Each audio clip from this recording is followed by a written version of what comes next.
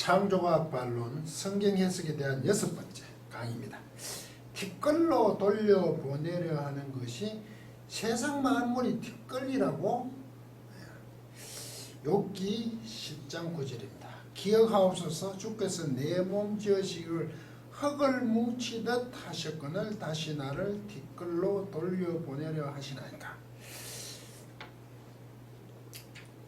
시편 90편 3절. 주께서 사람을 티끌로 돌아가게 하시고 말씀하시기를 너희 인생들은 돌아가라 하셨사오니. 이사야 40장 15절. 보라 그에게는 열방은 통에 한 방울 물 같고 저울에 적은 티끌 같으며 섬들은 떠오르는 먼지 같으니. 야고보서 4장 14절. 내일 일을 너희가 알지 못하는도다. 너희 생명이 무엇이며 너희는 잠깐 보이다가 없어지는 안개니라. 이 본구절들은 김명훈 교수가 창조와 부활 강의에서 인용한 것입니다. 성경 해석은 이렇습니다. 이 세상 만물이 티끌이다. 네.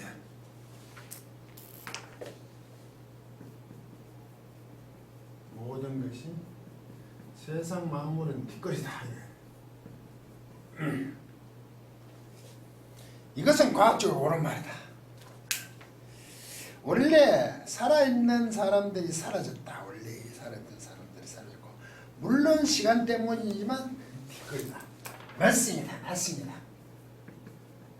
없다 이 말이죠. 맞습니다.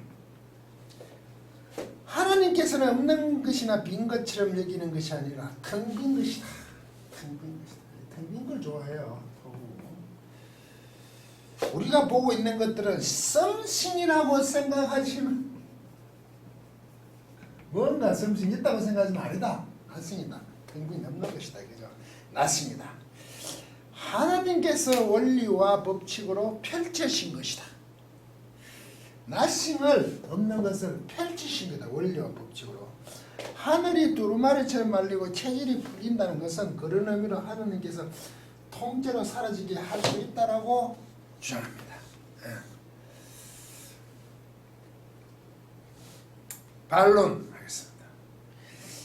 이 구절 욥기 10장 9절에 나를 흙을 뭉치듯 이랬을 때 점토같이 했다는 겁니다. 흙을 뭉치듯. 호멜에다가 카가 붙었습니다. 호멜에 이게 점토거든요. 이게 카가 붙어. 이거는 뭐 같이 이런 뜻입니다. 카가 점토같이 이런 뜻입니다. 카호멜은 이 정관사가 있어야 돼요. 그 점토겠지. 정관사가 있다는 거죠. 그 점토같이 이래 됐어요. 그 점토같이 날 흙을 뭉치듯 하시거든요. 그 점토같이 지으시고 티끌로. 이때 티끌은 맞죠? 티끌 아파르. 아파르입니다. 아파르. 이게 티끌입니다. 우리가 말하는 티끌. 흙의 먼지. 먼지에 가까운 거죠. 사람은 아파르로 만든다. 흙의 먼지 티끌 아파르. 흙으로 만드시라도 이게 흙의 먼지 티끌 아파르로 만드십니다. 티끌로 돌려보내십니까? 좀 더 보죠. 아까 10편 90장 3절. 이때 티끌은 다크입니다. 다크. 조금 다릅니다. 단어. 이거 단어를 쓰기 때문에 다카네. 카.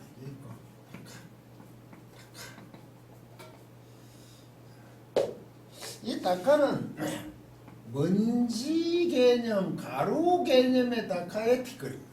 지금은 먼지, 흙의 먼지, 이거 흙의 개념의 아파르는 티끌이고요. 시편 40장 15절 한 방울 물, 이게 말은 물방울입니다. 말, 이게 물방울이거든요. 물방울.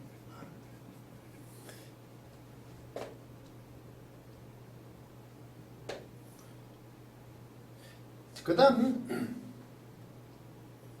무겁고 적은 티끌 싹 이 또 사크가 나오는데요. 사하크 짧은 소리. 기준 사크. 이게 사크. 한 방울 열방은 통에 물 한 방울 같고 저울에 적은 티끌 같으면 섬들어 떠오르는 먼지 이래 되죠. 사크 이것은 적은 티끌로 번역했는데 이 사크는요 구름과 관계된 먼지입니다. 먼지 구름 다르죠. 조금 관점이 다르죠. 구름과 같은 그러니까 한 방울 물방울이 또 나오고 물방울 구름과 같은 사크 먼지 그걸 티끌로 보내 적은 티끌로. 그래서 뒤에 섬은 떠오르는 먼지 같아. 다크 카다크겠다. 다크. 이 다크는요 이 다크 작다는 뜻입니다. 작은 먼지라고 번역이 사실 작은 거. 그 다음에 야고보서 4장 14절에 아테미스입니다. 이 아테미스는 안개라 했죠. 안개. 근데 사실 이 안개가 전기를 뜻하는 뜻이 들어갑니다. 그래서 자연 속의 전기는 안개로 보는 거예요. 이렇게 되어 있습니다. 몇 개를 살펴봤죠. 그럼 여기서 나오는 표현인 티끌, 한 방울의 물, 적은 티끌, 먼지, 안개 이런 표현은 무슨 표현입니까? 사람이나 인간이나 열방의 존재감은 보잘것없다는 거죠. 티끌로 다시 돈을 보낸다고. 아주 보잘것없는 돈을 보낸다 이거죠. 비유법도 모르십니까? 뭐뭐 같다 이거죠. 그렇게 표현한 것을 두고 어떻게 실제가 그렇다는 겁니까? 그렇게 볼 수 있습니까?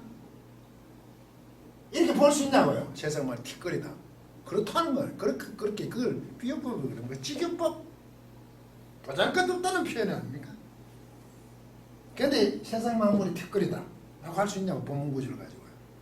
그냥 과학적으로 세상 모든 만물에 대해서 분자, 구조, 원자를 보니까 그 핵이 돌고 있는 것은 그 공간이 탁 비었더라. 차라리 과학적인 사실로 얘기하십시오. 이 구절이 티끌이다. 세상이 티끌이다는 말이지. 세상 만물의 본질, 속성이 티끌이다는 말이 아니잖아요. 보잘것없다는 게. 아주 공간이 비었다는 거. nothing. 그 말을 얘기하고 있는 게 아니잖아요. 보잘것없다는 거 아닙니까? 무기력하다. 지금 이걸 굉장히 혼동하고 있습니다. 어떻게 이렇게 뻔뻔스럽게 모든 만물이 티끌이고 텅 빈 자체 something이지만 아니고 nothing이다. 이 본질에 대한 얘기를 할 수 있습니까 이걸? 세상 만물이 그렇다고 본문이 지금 얘기합니까? 얘기하고 있습니까? 이거와 무관하게 원자 구조를 보니 그렇다고 과학적으로 주장하시라고요.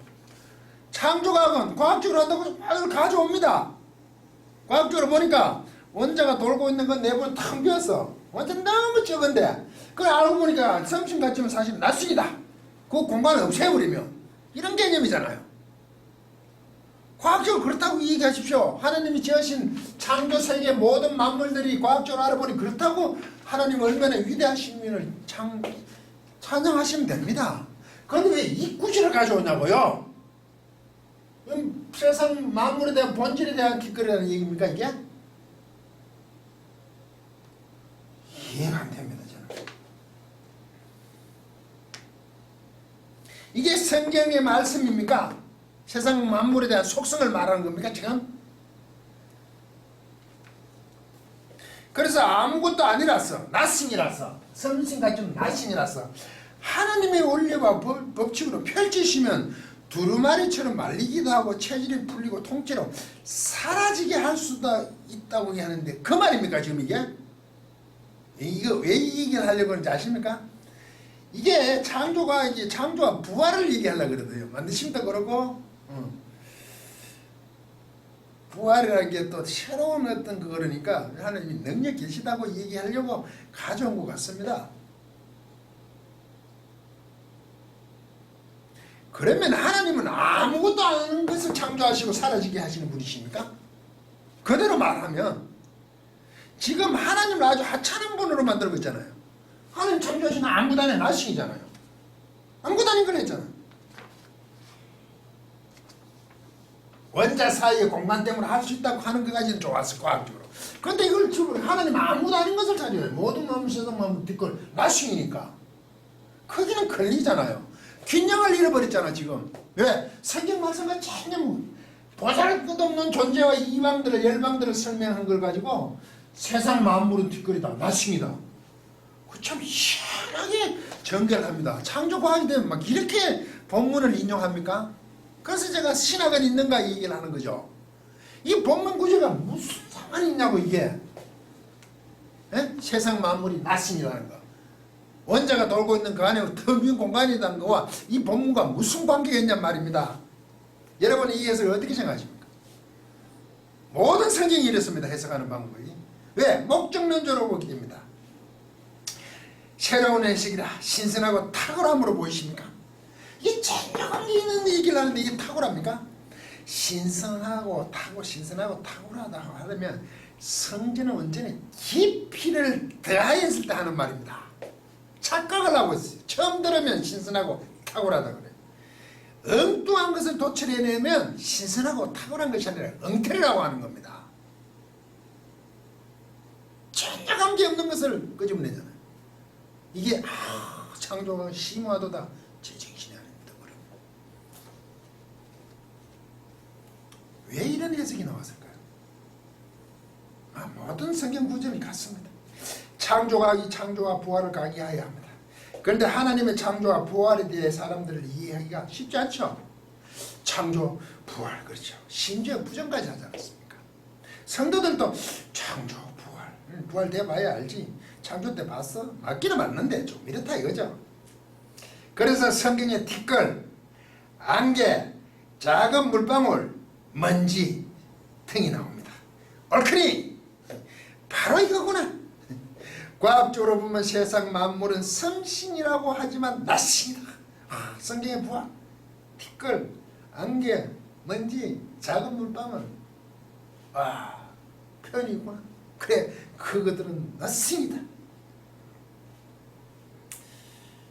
창조과학이 얼마나 대단한가를 보여주려는 해석입니다. 그런데요, something이고 nothing은 좋은데 이 성경 말씀이 어떻게 만물의 속성을 말하는 구절이냐고요. 정말 대단들 하십니다. 그것을 따르는 사람들은 더 대단합니다. 무슨 이런 성경이 있습니까? 성경 해석이 있습니까? 정말 엉터리 아닙니까? 이걸 이단이라 해야 됩니까? 사이비라고 해야 됩니까? 차라리 이단은 있는 걸 가지고 조금 자기들 식으로 돌리는 표현이 있으면 조금 이면에 보이서 좀 귀여운 것 같은데 이건 완전히 다른 얘기를 하잖아요.